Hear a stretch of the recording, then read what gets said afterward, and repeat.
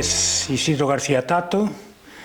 Ingresé en el CSIC, en Madrid, en el Instituto Francisco Suárez, en mayo de 1982.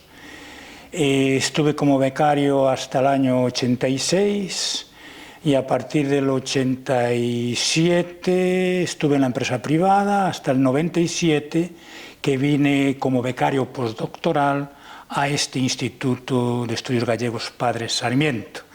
Desde 2003 hasta 2017 fui científico titular y a partir de 2017 hasta hoy soy científico ad honorem. Mi línea de investigación pues es la historia del pensamiento y las fuentes documentales monásticas señoriales desde la Alta Edad Media pues hasta el siglo XIX. Soy Pablo Otero Piñeiro Maseda, científico titular del Consejo Superior de Investigaciones Científicas, hoy se dice de organismos públicos de investigación. Ingresé en el CSIC como becario predoctoral I3P en febrero del año 2002 y después de una serie de estancias de investigación, de distintas relaciones contractuales, en el año 2017 tomé posesión de la plaza de la que disfruto hoy, de científico titular, en este Instituto de Estudios Gallegos Padre Sarmiento, y desde el año 2022 soy además el director de este instituto, sucediendo a Eduardo Pardo de Guevara y Valdés. Mis líneas de investigación se centran fundamentalmente en el estudio de la documentación señorial de la Baja Edad Media, comienzos de la modernidad, en el ámbito en el espacio geográfico gallego. Cuando aprobé la selectividad y iba a empezar a estudiar la carrera de Historia, visité el Padre Sarmiento porque conocía a Eduardo, su director, Eduardo Pardo de Guevara, porque había dado una conferencia en Lugo, mi ciudad natal, y había mencionado un libro sobre fortalezas medievales de Galicia, al que yo seguía la pista, pero que no encontraba en ninguna biblioteca, y en su momento me puse en contacto con él para ver si me facilitaba ese libro que él había citado. Efectivamente me mandó unas fotocopias, lo recuerdo bien, y dijo en aquella carta que me había enviado, dice, si cuando te coincida estar por Santiago, ven a ver el instituto, venme a ver a mí. Y fue en aquel momento cuando fui a darle la noticia, a presentarme y a darle la noticia de que iba a empezar mis estudios de historia. Y si no recuerdo mal, en aquella primera visita estabas tú. Sí, señor, así fue. Porque además estabas en el despacho anterior al despacho de dirección. Efectivamente, tienes que pasar delante de mi mesa, ¿sí? Y así fue, tal cual, o sea, me recuerdo. Y después que marchaste, le dije a Eduardo, este neno a mí gústame, eu creo que podemos facer algo bon del. Así se lo dije, sí, y dijo Eduardo, ya le dije que ahora va a empezar ya los estudios con Romaní, sobre todo paleografía y diplomática y tal, con Miguel Romaní, amigo también de nuestro, y ya le dije que no perdiese, que viniese por aquí de vez en cuando, que no perdiese el contacto. Y así lo hiciste, porque cada poco te invitábamos a cualquier cosa que había, ibas allá organizando ahí, y así fue hasta hoy. Está claro que el ambiente familiar, se puede decir, o el entorno en el que te mueves, incluso físico, influye en ir, o al menos a mí me pasó, en ir un poco perfilando la vocación investigadora. La formación también es importante, porque es importante que cuando estás estudiando, sobre todo en etapas iniciales, que haya personas que te abran un poco los ojos y que puedan decirte, pues por aquí es una manera de trabajar, de ampliar conocimientos, y me refiero en concreto pues a lo que es mi línea de investigación básica, que son los archivos familiares, y es por azares de la vida, pues personas o familiares tienen documentación histórica, y es una documentación que está ahí en tu casa o incluso una buena biblioteca, pues que desde que eres pequeño la vas viendo, y hay gente, a mí me pasó, pues que te entra el gusanillo por esos temas. Pues eso mismo me pasó a mí. Yo en mi casa, donde me crié, pues había una biblioteca decimonónica. Allí estaban las obras, claro, era de curas, de filósofos, de gente de humanidades. Y había las obras pues, de todos los clásicos de la filosofía y teología, Tomás de Aquino, Duns Scoto, Guillermo de Ockham, y después estaban las obras completas de Kant y de Hegel en alemán, que yo con 6 o 7 años me volvía loco, ¿y esto qué es? Y mi padre, soy alemán, eso no rompa la cabeza que no sabes, que soy alemán. Y ahí me vino, dije, pero ¿será posible que yo no entienda esto? Y cuál no sería mi sorpresa que años después estudié en una universidad alemana y no solamente sabía alemán, sino que escribí mi tesis doctoral en alemán e escribí trabajos sobre Kant y Hegel. O sea que, y eso, lo que acabas tú de decir, muchas veces la familia, el ambiente sí, en el que... porque en mi caso concreto el interés por la paleografía vino pues de ver escrituras que yo no eran ininteligibles completamente, claro, y pensaba, pero ¿habrá alguien que sepa interpretar esto? Y efectivamente, y eso pues un poco con lo que comentaba también, de que en tu entorno, voy a decir en este caso urbano, pero gracias a Dios hoy también es en entorno rural, poder tener acceso a personas pues, que van a dar una conferencia, que van a hacer un trabajo de campo, etcétera, que sepas, o sea, que puedas ver que tu vocación puede tener una salida si te encaminas hacia ello, si te preparas, si te sacrificas por ello, etcétera, pues es un aliciente. Al menos en mi caso fue así. Y a mí también, y mira que allí éramos hermanos y primos, el único que me entusiasmaba sí, además en un entorno muy vinculado a la actividad empresarial. No, entonces era rural, entonces no había empezado aún la industria pizarrera, la pizarrera empezó después. Pero lo pizarrero también era rural. Claro, en principio también empezó, pero entonces cuando empezó no tenía aún la estructura empresarial tal cual, era más bien... Bueno, era casi más bien, como decían, a seguir las vueltas. Yo voy para ti, tú vas para mí. O sea, casi ni se pagaban jornales. Era así. La explotación pizarrera ahora es distinto. Ahora ya están en manos de multinacionales canadienses y alemanas. Que también estudiaste actividad industrial tanto del ámbito de la pizarra como del ámbito de las ferrerías, aún lo hablábamos ahí también efectivamente. Que también fue por tu entorno... efectivamente, y el Wolf. Por mi entorno, pues efectivamente, estudié, digamos, la industria pizarrera, y louxeira, que le llamamos nosotros, que yo soy de un municipio donde se produce el 60% de la pizarra mundial, y del Wolfram, pues las minas de Casayo, por lo que ya el volumen que hemos publicado aquí en el instituto, la investigación que hice, además pues llegamos a la conclusión, porque ahora es terreno franco y no lo dejan, no dan licencia ninguna de explotación allí, sospechamos que es por motivos secretos. O sea, por estratégicos, y resulta que estudiando lo que dices tú, el Wolfram de Valborrás, de Casayo, pues había 2 ingenieros, era en la empresa Sufindus, que era hispano-alemana, había un ingeniero alemán y un español, y el ingeniero alemán se llamaba Georg Bürk. Y yo, pues, me entró la curiosidad por investigar quién era el Georg Bürk. Y cuando llegué a la conclusión que Georg Bürk era la autoridad máxima que había en la Alemania nazi, en la explotación minera, no solamente del Wolfram en general. ¿Y por qué estaba en Casayo? Llegamos como allí datos de lo que se producía, pues no son fiables los que hay. Yo llegué a la conclusión de que aquello debe ser los yacimientos más importantes que había en Europa. Eso es una sospecha, es una hipótesis y bien fundamentada.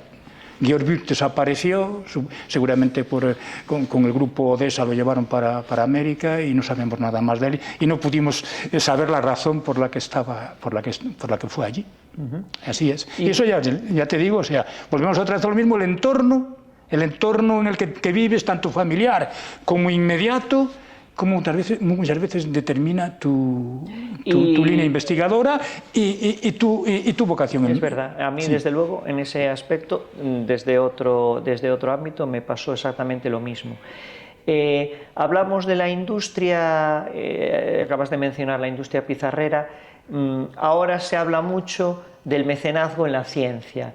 ¿Tu experiencia con la empresa en relación con tu investigación ha sido positiva? Es decir, ¿conseguiste ese nicho de financiación a partir de la empresa privada para realizar alguna de sus investigaciones? Pues sí, efectivamente, lo sabes que hace 2 años publicamos aquí en el instituto que acudieron aquí a nosotros porque una explotación pues parece ser que se había metido, había destruido un canal romano.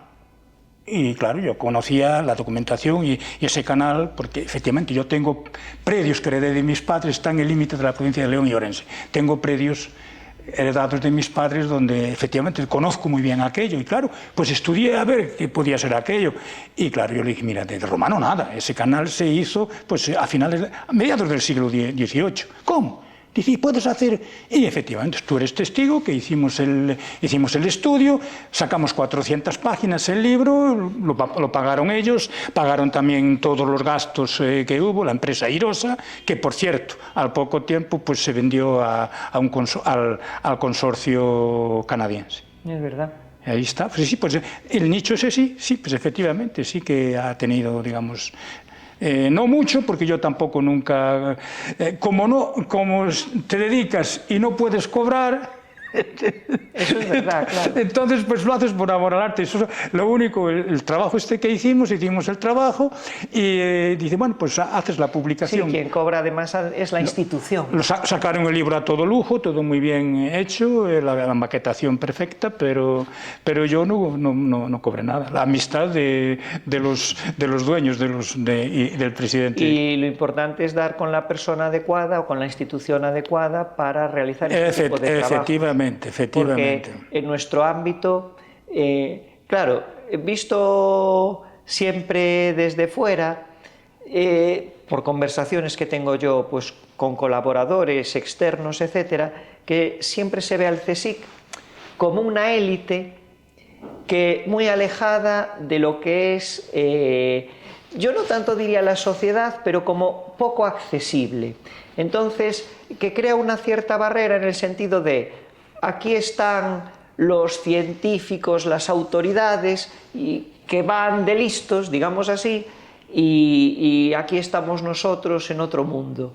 Y eso en el ámbito de la historia yo también lo percibo, en el sentido de que nuestra temática es muy dada a los diletantes, es decir, a los aficionados.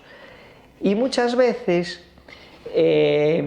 sin que tú busques esa barrera, son ellos los que crean esa barrera. Es decir, porque tú tienes una experiencia, un bagaje, una formación, que muchas veces estas personas no tienen, pero sí tienen a lo mejor interés, vocación o lo que sea. Y me he encontrado gente que es receptiva, es decir, que valora lo que tú haces y ellos tratan de emularlo o, digamos, con respeto intelectual y aportando, pero sin embargo también me he encontrado la otra actitud que es, ya están aquí los que creen saberlo todo y como están ahí en la élite, a mí que yo he trabajado mucho, que tengo tantos libros tal, me ningunean o no me valoran. Eso también te ha pasado. A mí me ha pasado los dos extremos. Para cualquier cosa, te llaman. Y después hay momentos en los que, tú, ¿pero qué? Si yo soy el hijo de Santiago y Amelia de Villa de Quinta, yo soy rural, yo soy igual que vosotros. O sea, los dos extremos, de que te llaman para cualquier cosa, para todo. Les dar un proyecto, un pregón, claro, te buscan, pero ¿por qué? Porque le puedes dar conocimiento, lo que decías tú antes. La gente lo que quiere es datos. Dejémonos de consideraciones y de repensar y tal. La gente lo que quiere es datos y más en concreto cuando es ya, digamos, gente que está pues en un mundo muy concreto y muy determinado y muy limitado. A ver, ¿esto qué era? ¿Cómo se llamaba este pueblo? ¿Qué había aquí? No quieren hay grandes filosofías y consideraciones, que es ahora lo que se está, en lo que ha devenido. Muchas veces hemos abandonado los facta bruta y hemos pasado como diría yo, a los fervorines, o sea, a las reconsideraciones que muchas veces pues son comunes, ¿no? Valen aquí como valen aquí, en otro lado u otro lado, o sea, son polivalentes, son aplicables en cualquier ámbito.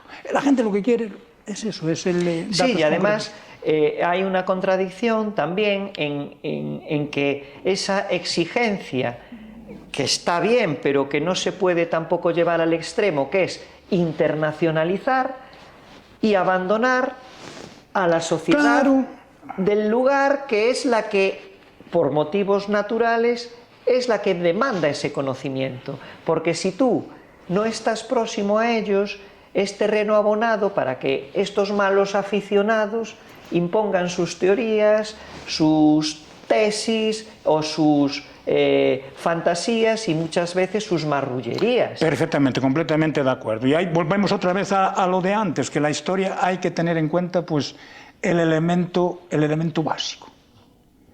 No puedes hacer la historia de España. Una historia así de España, tienes que ver ahí, porque la cantidad de reinos que hubo y después toda la cantidad de particularidad no puedes, o sea, entonces pues, y cuando ya bajas a un caso concreto, pues tienes que centrarte, si quieres hablar con propiedad de lo que sucedió allí, tienes que centrarte en lo empírico, pasado, a través de los restos de los ¿cómo se llama? De las fuentes, que llamamos nosotros fuentes que pueden ser duras o blandas, que han quedado del pasado, y después también eso cómo eso fue recibido y la repercusión que tuvo en el pasado y tiene en la actualidad.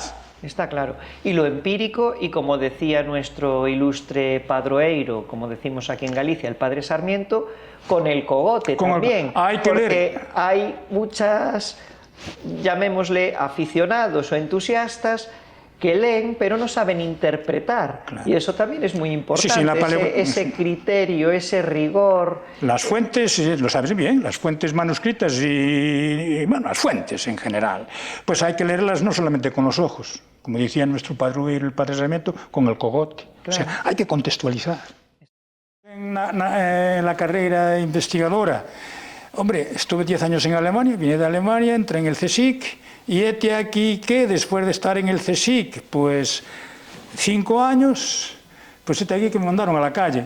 Y tuve que ir durante 11 años pues a la empresa privada.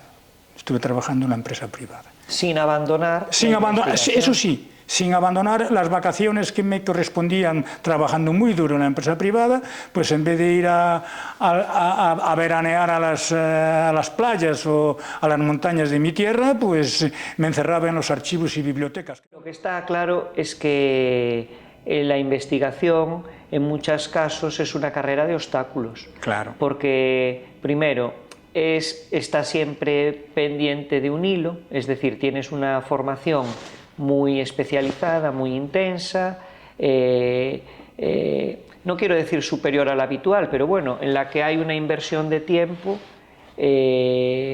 muy importante de muchos años de tu vida y siempre estás un poco en el alambre, es decir, puedes tener éxito en convocatorias, puedes tener un contrato, pero claro, son contratos siempre con una duración muy limitada, con unas funciones muy concretas, y en el ámbito del CSIC en particular, dependiente de la situación económica y de la oferta de empleo público. Efectivamente. Además de la situación económica general, de si hay por otras vías que no son en concreto los presupuestos generales del Estado, pues que pueda haber otros programas financiados, pues yo que sé, por otras empresas o por otros entes que puedan financiar o posibilitar tu investigación o tu contratación.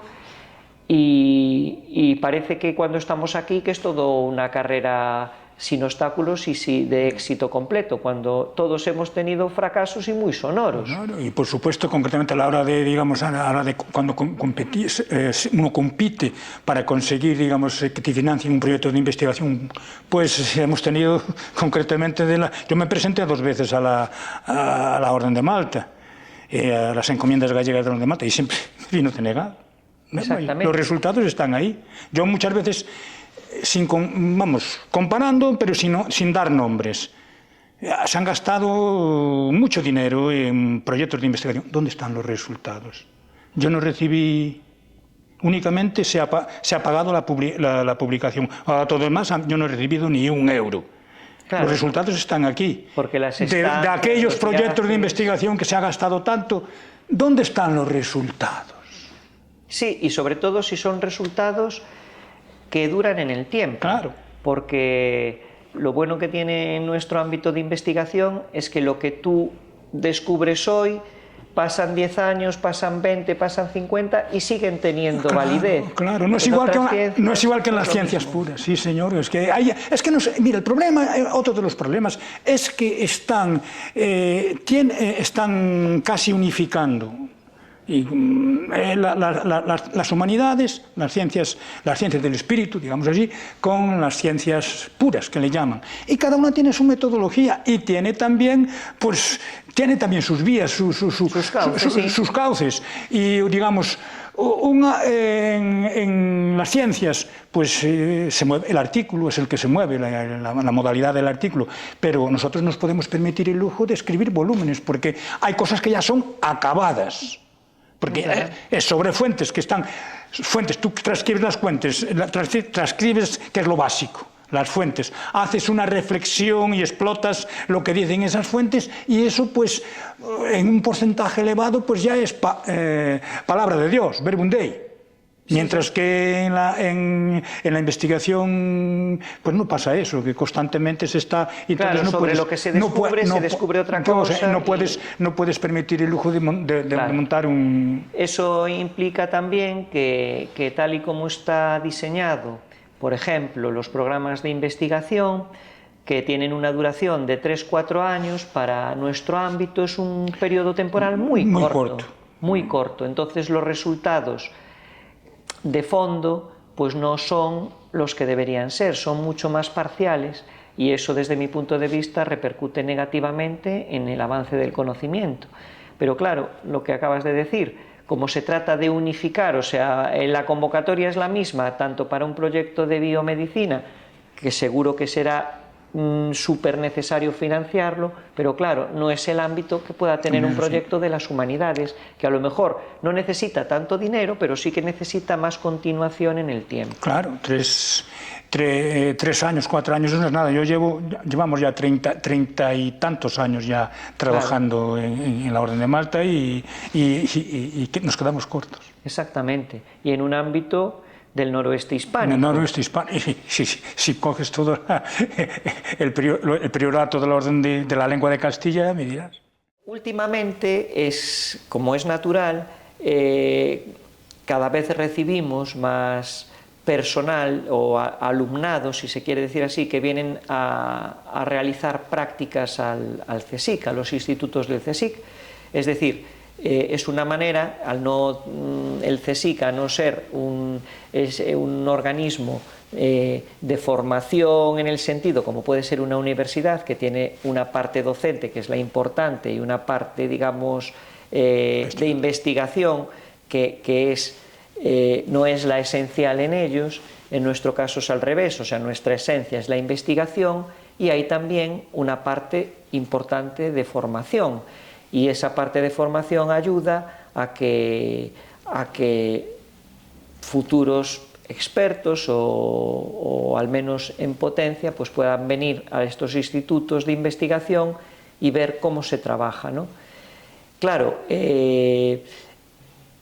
ahora no puedes ser excesivamente optimista con este personal en formación, con este alumnado, para prometerles lo que tú no puedes prometerles. Es decir, en la investigación tú no puedes ofrecerles un horizonte dorado porque está lleno de dificultades, de muchos tipos. En tu época, y me imagino que sucedía exactamente lo mismo. No, en mi época no existía esto. O sea, era lo que hay ahora. Yo he tenido estudiantes en prácticas.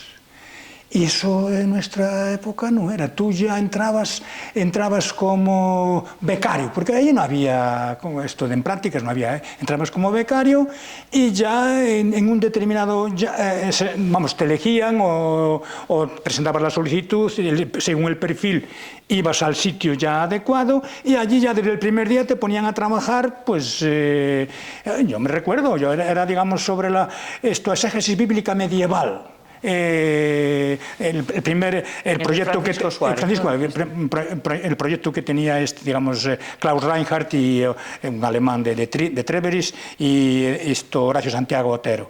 Y claro, yo de eso ya sabía, ya el primer día me puse a trabajar, no estaba, digamos, observando, aprendiendo. Yo allí era más bien ya como una mano de obra efectiva y productiva. No aquí como los chicos y chicas que han estado conmigo, pues estaban más bien como aprendiendo. Allí ya eras un currante. Yeah. Es así, o sea, los becarios, el becario ahora actual no tiene nada que ver con el becario antiguo, tiene algo, pero... Y en aquella época, cuando hablas de becarios, en tu año, ¿recuerdas cuántos entraron contigo? Pues entre ellos solo, allá en el instituto, después entraron dos más, pero a los años siguientes.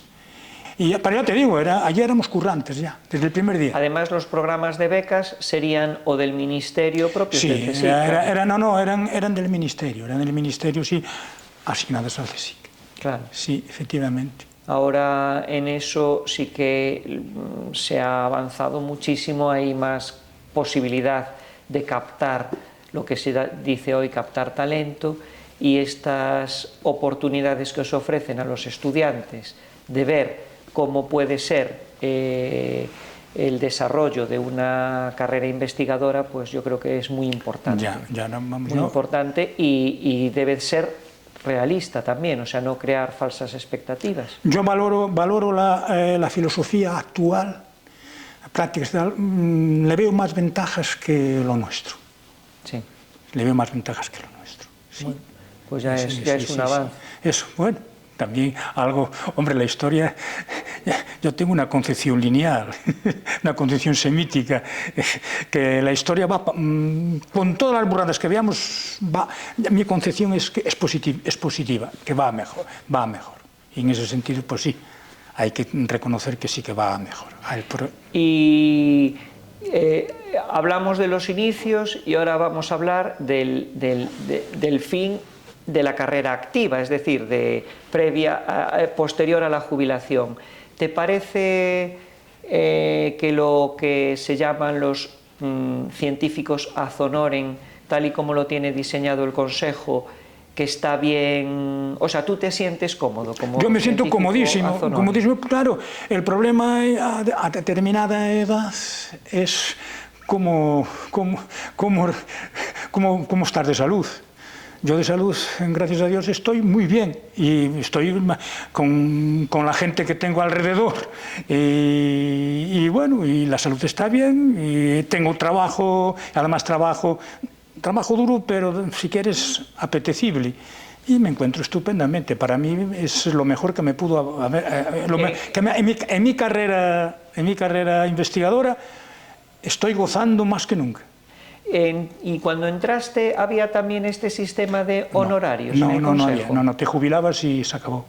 ibas por allí y la gente seguía yendo. De visita. Sí, no, pero muchas veces siguen teniendo el despacho. Yo recuerdo que seguían teniendo el despacho, claro, eran monstruos, vacas sagradas, y cualquiera le decía nada y nadie le... Hubo algún problema allí de alguno, rencillas y tal, pero normalmente era gente muy respetable y se respetaba, porque eran maestros.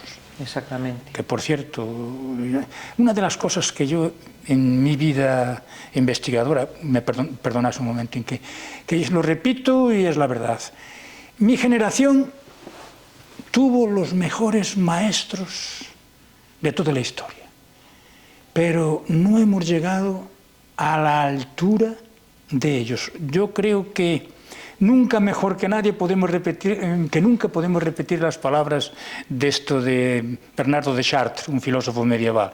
Nani sumus superumerus gigantum. Somos enanos a hombros de gigantes. Lo que sabemos no lo sabemos por nuestra propia altura y por nuestra propia capacidad, sino porque estamos a caballo de gigantes. Y eso es lo que llevo a la tumba, de decir, no estar, por lo menos aproximarme a la altura de mis maestros. Y además con un matiz importante, y es que hoy el ámbito, o sea, lo que ha generado las nuevas tecnologías, el progreso en las tecnologías, en lo nuestro, yo lo tengo pensado muchas veces. O sea, ¿qué harían nuestros maestros si dispusiesen de los medios con los que podemos trabajar nosotros cuando andaban hoy? Con el lápiz y el papel para incluso para desplazarse a un sitio a otro, y ahora que tienes todo encima de la mesa. Exactamente. Sí, pues eso es lo que, pues eso es lo que yo llego a la... Digo eso y la gente...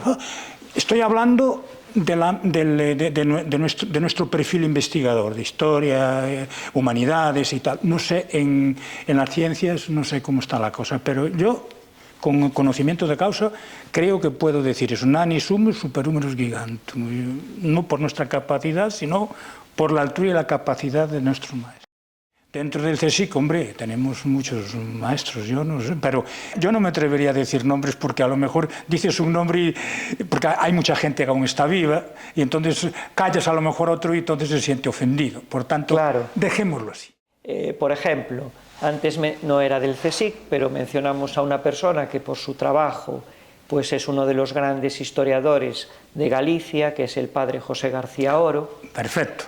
Y claro, luego nosotros somos también deudores de nuestro entorno, y en nuestro entorno pues la figura referente, no solo por lo que digamos nosotros, sino porque está reconocido así de manera nacional e internacionalmente, y sobre todo más en este instituto, es Eduardo Pardo de Guevara, que no solo por su faceta de gestión hay que reconocerle mérito, porque la gestión es complicada y hay muchas puertas a las que llamar, hay muchas incomprensiones, muchos sinsabores, muchas decisiones que tomar, que unas veces son acertadas, otras veces no tanto, pero no solo eso, sino que es que en su ámbito de investigación es un referente y ha, digamos, puesto en marcha líneas de investigación. En concreto hablo, pues, por poner un ejemplo, de los grupos de poder y sus manifestaciones como los emblemas heráldicos, en lo que es su dominio es incontestable.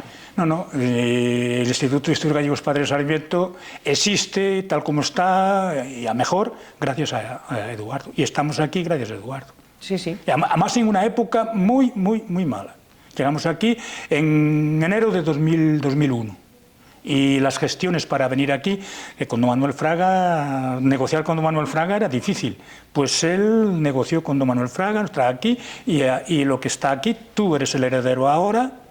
Claro, lo tenías ya todo muy bien hecho, pues sigue por ese camino. Claro, tú eres más joven y pues ya ves otras coordenadas distintas. Claro, natural. Digamos, pero sí, Eduardo, yo, vamos... Y eso estoy completamente de acuerdo con lo que acabas de decir y lo firmo. El instituto tiene 80 años, ya casi va para 81, y no siempre fueron tiempos sencillos ni fáciles para el Sarmiento. Y personalmente yo vine aquí por Eduardo. Nos conocíamos de allí, del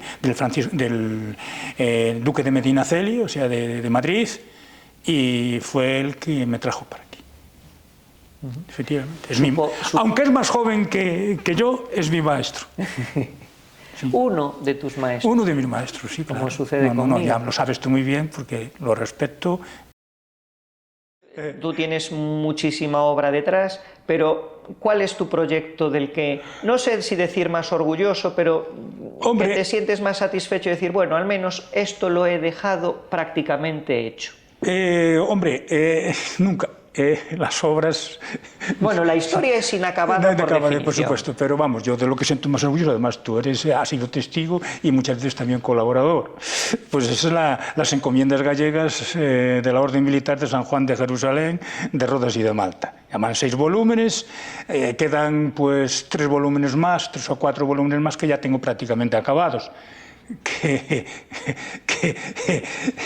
el apóstol Santiago pues interceda para que se pueda rematar, porque uno ya va... ¿Y por qué en su día, por qué empezaste con la Orden de San Juan? Pues la Orden de San Juan empecé, también es la casualidad, aquí todo es la casualidad. Estaba yo metido, digamos, me había caído encima a hacer la historia de la diócesis de Astorga, época moderna y contemporánea. De hecho, también te lo iba a decir, que eso es un trabajo que tienes muy sólido. Y época moderna y contemporánea. Y entonces estaba viendo los tumbos que había por allí, aunque era la época moderna y contemporánea, pues siempre tenías que ambientar un poco ambientar en la época medieval. Y estaba en el Archivo Histórico, Nacional, en la Biblioteca Nacional, y pedí un manuscrito. Y me dieron el manuscrito, y cuando el manuscrito aquel no tenía nada que ver con la diócesis de Astorga, era el tumbo negro, no me dieron el tumbo negro de la diócesis de Astorga, me dieron una relación del siglo XVII, 1613, de todas las encomiendas, una especie de apeo, de todas las encomiendas del priorato de Castilla. De la lengua de Castilla. Y de la lengua de Castilla. Y cuando me veo que allí pues aparecen todas las encomiendas, Portomarín, Quiroga, Beade y Pazos de Arenteiro. Y dije, Dios mío, querido, pero ¿y esto? Tú de eso no tenías ni idea. Yo no tenía ni idea, entonces llamé a mi compañero amigo, Eleutino, que también era medievalista, le dije, mira, ¿qué encontré esto? ¿Qué te parece? Y dice, hombre, yo no sé, voy a preguntarle al profesor don Ángel Rodríguez González, que precisamente esta sala se llama igual que él, Ángel Rodríguez González, el seminario Ángel Rodríguez González.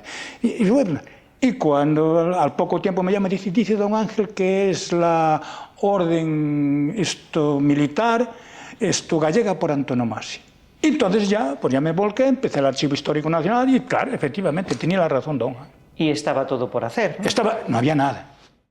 Parece como que venimos siempre aquí a trabajar de corbata y chaqueta cuando casi es lo contrario, ¿no? ¿Yo qué quieres que te diga? Yo, como formado en Alemania, me gusta el protocolo y hay que ir bien vestido, se va vestido a donde se vaya, ¿no? Porque cada ceremonia, cada acto, pues exige una presentación. Es la urbanidad. La urbanidad se llamaba antes, ahora no se llama urbanidad, yo no sé. Y normalmente aquí venimos a trabajar, sabes que soy un hombre del campo y ando siempre... que yo fui barrenista, yo fui dinamitero en una cantera de pizarra y ahí andaba vestido pues de lo más cómodo, con una funda, todo lleno de polvo y de grasa y tal, y a eso me hice el trabajo, pues siempre vas lo más cómodo posible concretamente cuando vamos a los archivos, cuando hay tanto polvo y tal, pues nos llevamos la ropa casi por decir así, la ropa peor. Y ya no te digo nada, eso en archivos institucionales, pero ya en archivos particulares... Dios mío querido, sí, por Dios. Y entonces...